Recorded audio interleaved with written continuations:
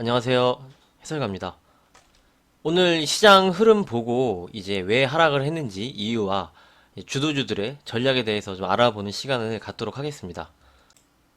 이제 오늘 시장 마감은요, 이제 코스피가 마이너스 1.17% 하락을 했죠. 이제 코스닥은 0.82% 상승을 하는 모습을 보여주었습니다.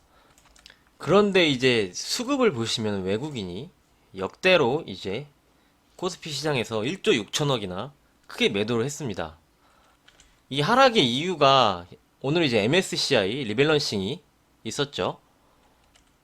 그 영향이 저는 맞다고 생각을 합니다. 그 영향으로 인해서 외국계 한 펀드에서 우리 한국 시장에 대한 이제 종목들 포트를 대대적으로 좀 정리를 한 것으로 이제 생각을 합니다. 아시아 시장에서 우리나라 말고 이제 대만 그리고 이제 홍콩 주도적으로 좀 빠지는 것을 확인할 수 있는데, 그래서 MSCI 지수가 뭔지 잠깐 설명을 드리면은 내용은 있는데요. 모건 스탠리에서 발표하는 세계 주가 지수고요. 외국에서 이제 참고 자료로 외국인들이 활용을 하는 지표입니다. 우리나라는 이제 신흥국 지수로 이제 분류가 되고요. 여기 이제 비중을 보면은 여기 중국 40.95%, 이제 대만, 한국입니다. 그런데 이제 지속적으로 몇 년 사이에 계속 중국의 비중이 올라가고 한국의 비중은 좀 축소가 되고 있습니다. 여기 보면은 이제 자료가 이렇게 있죠. 한국의 비중이 계속 감소를 하고 있습니다. 그러면서 이제 프로그램 쪽으로 이제 매도가 계속 나왔는데 비차익 쪽으로 1조 5천억 프로그램 매도가 나왔죠. 계속 이제 프로그램 매도가 나오는 거는 그냥 컴퓨터가 일정 시간이 되면 계속 파는 겁니다. 이렇게 매도 주문이 계속 나오는 겁니다. 근데 이제 비차익은 좀 장기 투자성 자금이거든요. 장기 투자성 자금에서 이제 빠진 거는 외국 펀드에서 이제 우리나라 좀 비중을 조절을 한 것으로 보여집니다. 저는 이게 이제 좀 우려를 했던 내용인데 이제 공매도 영향도 좀 있다고 생각을 합니다. 공매도가 6개월이 더 연장이 되면서 외국계를 좀 싫어하죠. 이렇게 보시면 될 것 같아요. 우리나라 시장이 좀 자유롭지 못한 겁니다. 우리나라 시장 금융을 개방하고 이렇게 했는데, 그래서 이제 투자를 들어왔는데 이제 코로나 이후로 공매도 금지를 시행을 했고, 뭐 미국이나 유럽은 다 풀어줬습니다. 이제 주가 상승을 하니까 그걸 다 해제를 했는데 우리나라는 연장을 했죠. 6개월 더 연장을 했기 때문에 외국계에서 좀 싫어할 수밖에 없거든요. 그런 영향도 좀 어느 정도 미쳤다고 생각을 합니다. 그래서 오늘 리밸런싱이 일어나면서 종목별로 이제 편입이 된 종목이 있고 편출이 된 종목이 있습니다. 한번 보시면은 대우건설 이제 매도가 많이 나왔죠. 여기가 외국인인데요. 보라색이 외국인 매도가 많이 나왔습니다. 자, 이렇게 보시면은 외국인 매도가 나왔죠. 헬릭스미스 역시 외국인 매도가 나왔죠. 현대백화점까지 거래량이 증가를 하면서 이제 종목을 교체가 된 건데요. 이 대우건설, 헬릭스미스, 현대백화점이 빠지고 신풍제약, 알테오젠, 시젠 이 세 종목은 이제 편입이 됐습니다. 그러면서 매수 금액을 보시면은 이제 1,700억 시젠입니다. 그리고 알테오젠 1,100억, 신풍제약 1,400억 이렇게 리밸런싱을 했습니다. 그래서 이 종목들은 상승이 나왔죠. 반면에 이제 빠지는 종목들은 하락이 나왔습니다. 여기서 이제 SK텔레콤이 이제 오늘 외국인 지분 보유 가능 지분율이 좀 상승에 따라서 유동 비율이 좀 상승을 했습니다. 그래서 패시브 자금이 들어오면서 외국계에서 이제 SK텔레콤이 매수가 들어왔습니다. 그래서 이 역대급 매도에 외국인의 물량이 이 영향이 좀 어느 정도 맞다고 좀 생각을 하고요. 이게 뭐 단기간에 끝날지 안 끝날지는 그건 모릅니다. 이제 내일 추가적으로 나올 수도 있습니다. 아니면 오늘 다 끝났을 수도 있고요. 그래서 이제 다시 수급을 보면 개인이 그 물량을 다 받아줬죠. 그래서 좀 이렇게 생각을 합니다. 이제 매도는 어느 정도 뭐 내일 추가적으로 나올 수도 있어요. 뭐 이거는 장담은 못 하는 건데 매도가 어느 정도 나오면 멈추게 돼 있는 게 맞습니다. 그래서 이런 내용이 있을 때는 내가 사고 싶었던 주도주를 이제 분할 매수를 할 수가 있죠. 주도주 전략을 그렇게 보고 있습니다. 이게 뭐 기업이 이상해서 뭐 카카오, LG화학, 네이버, LG전자 기업이 안 좋아서 이제 매도가 나온 게 아니죠.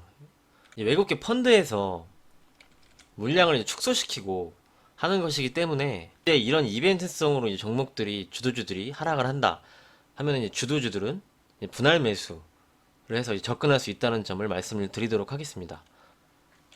오늘 이제 수급에서 이제 순매수 외국인이 하는 거 보면은 리밸런싱한 종목들이죠. 이제 신풍제약, SK텔레콤, 코스피에서 매수 상위입니다.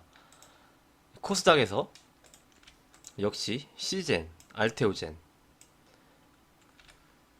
그래서 이제 주도주들이 어떤 종목들을 이제 봐야 되냐 하면은 이제 어제 말씀드린 LG전자는 한 21선까지는 봤습니다. 21선까지 조정이 열려 있었죠. 지금부터 이제 분할 매수가 가능한 구간이죠. 그리고 이제 카카오를 보면은 카카오 게임즈가 이제 내일부터 청약을 합니다. 카카오의 이제 전략에 대해서 말씀을 드렸는데요. 이제 카카오 게임즈 이제 수요 예측 경쟁률이 1479대 1이었습니다. 역대 최고치였죠. 그러면은 이제 내일이랑 모레 이제 청약을 합니다. 그러면 이제 경쟁률이 또 발표가 돼요. 그래서 이제 경쟁률이 또 역대급이 나오고 청약 자금이 이제 공개가 되죠. 어느 정도 이 자금이 몰렸나. 그래서 그런 게 공개가 돼서 카카오가 그 영향을 받아서 이렇게 급등을 하면은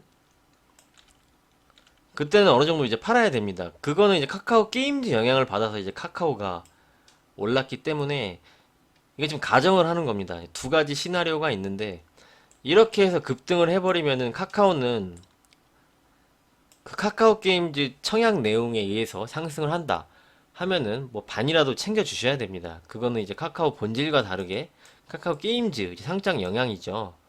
물론 이제 지분 가치가 늘어나고 그러는 건 이미 반영이 돼 있습니다, 주가에. 그래서 만약 이런 모습이 나오면은 그 자리는 이제 좀 어느 정도 챙겨 주셔야 할 자리라고 생각을 하고요. 그 다음에 다시 카카오 게임즈에 상장을 하고 떨어지고 이제 다시 가치를 찾으면은 다시 주가가 원위치가 되면 그때는 다시 매수를 할 수 있겠죠. 이렇게 보고요. 이제 매도 이런 내용이 나왔을 때는 이제 이렇게 챙겨야 되는 게 좋지 않겠나 이렇게 말씀을 드리고요. 전혀 주가가 반영이 안 받을 수가 있습니다.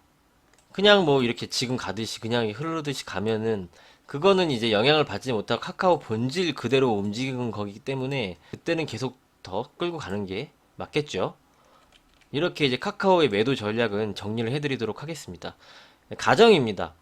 SK처럼 이제 SK 바이오팜 상장 전에 이렇게 급등을 했죠. 여기서 영향을 받았으니까 흘러내리는 겁니다. 그 다음에 자기 가치를 이제 찾죠. 이런 게 만약에 나왔을 경우에는 챙겨주시고 다시 자기 자리를 찾았을 때 다시 재매수하는 관점. 하지만 전혀 그런 내용이 없다. 그냥 지금 움직이는 대로 움직인다 하면은 영향을 크게 받지 않는 것이거든요. 그러면은 이제 그대로 이제 끌고 가는 거죠. 이렇게 카카오는 전략에 대해서 정리를 해 드리도록 하겠습니다. 다음 이제 LG화학에 대해서 이제 말씀을 드리도록 하겠습니다. LG화학은 이제 카카오랑 좀 설명을 드렸어요. 이제 비교를 하면서 카카오의 차트에서 이렇게 전고점을 한번 넘고 다시 밀렸죠. 이런 모습이 LG화학에서 나와야 된다 이제 말씀을 드렸는데 그래서 LG화학을 보시면 이날 이제 50% 챙겨주는 날이다 이렇게 말씀을 드렸죠. 그러면서 이렇게 내려왔습니다. 그래서 역시 LG화학도 내려와서 뭐 한 21선 부근 이렇게 볼 수 있겠죠.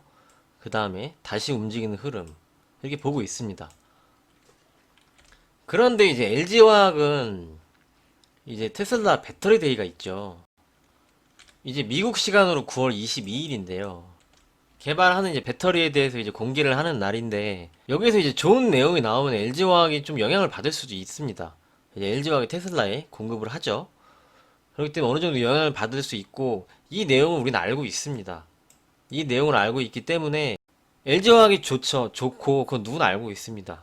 성장성도 크고 하지만 이 내용이 독이 될지 뭐 약이 될지는 모릅니다. 아무도 모르죠. 테슬라가 어떻게 정말 좋은 거를 개발을 했을지 아니면 반대로 아닐 수도 있습니다.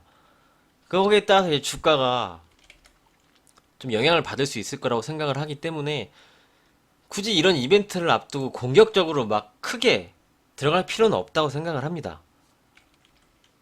좋고 좋은 게 맞는데 굳이 이런 내용을 앞두고서 비중을 어느 정도는 두되 큰 비중으로 막 공격적으로 하기에는 좀 이런 내용이 있기 때문에 어느 정도 이제 좀 조절을 하는 건 필요하지 않나 이렇게 생각을 합니다. 물론 뭐 내일 모레 뭐 당장 올라갈 수도 있습니다. 하지만 이 날짜가 이제 가까워지면 영향을 받을 수 있겠죠. 9월 22일을 이제 말씀을 드립니다.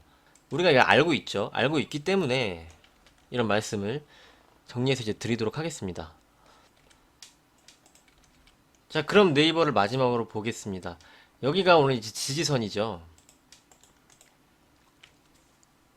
이 자리에 고점, 이 자리에 시가. 여기를 이탈을 하면 다음 지지선이 여기죠.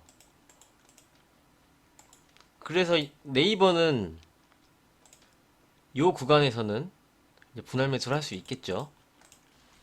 그 다음에 시장이 정상적으로 돌아오면 다시 한번 이제 주도주들이 움직이는 그런 모습으로 이제 보고 있습니다. 주식을 하실 때 이런 주도주들에서 기회가 오면은 여기서 이제 분할 매수로 매집을 하는 겁니다. 주식은 이렇게 해야지 매일매일 단타 치고 그러면은 계좌가 점점 줄어든다는 점을 말씀을 드리도록 하겠습니다. 오늘 이제 시장 하락 이유를 이제 말씀드렸고요. 거기에 따른 이제 주도주들의 전략을 살펴봤습니다. 시장 참여하실 때 꼭 분할 매수 하시고요. 신용, 미수, 대출 받아서 이제 주식하는 그런 행동은 이제 지양해 주셨으면 합니다. 주식에 있어서 급한 마음은 독이 되고 여유가 최고의 무기라고 말씀을 드렸습니다.